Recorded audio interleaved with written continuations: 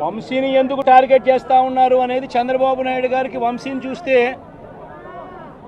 తన సామాజిక వర్గం నుంచి ఒక వ్యక్తి ఎదుగుతున్నాడు, చంద్రబాబు నాయుడు గారి కన్నా గ్లామరస్గా ఉన్నాడు, లోకేష్ గారి కన్నా గ్లామరస్గా ఉన్నాడు, ఒక మనిషి ఎదుగుతున్నాడు అని అంటే తట్టుకోలేడు తన సామాజిక వర్గంలోనే.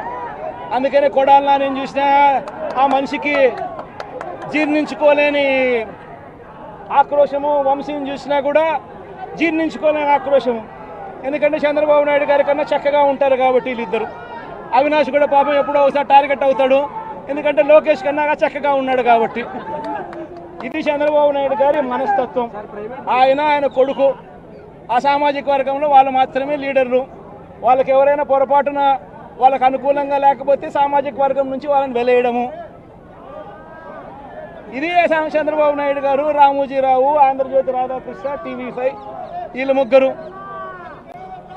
నిజంగా ఇది ఒక మాఫియా రాజ్యం. చంద్రబాబు నాయుడు అనే వ్యక్తిని ముఖ్యమంత్రిగా చేయడం కోసం, చంద్రబాబు నాయుడు అనే వ్యక్తికి ఓట్లు వేయించడం కోసం ఒక మాఫియా సామ్రాజ్యం వీళ్ళంతా.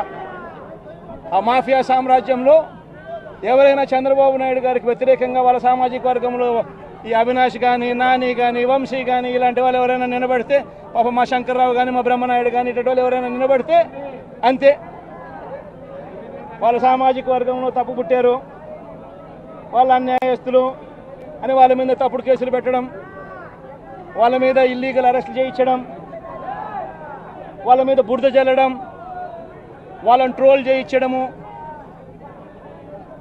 ఇవన్నీ కూడా చంద్రబాబు నాయుడు గారి నైజం, లోకేష్ గారి నైజం చూపిస్తుంది ఇవన్నీ కూడా. Please subscribe to KTV Telugu KTV Telugu channel.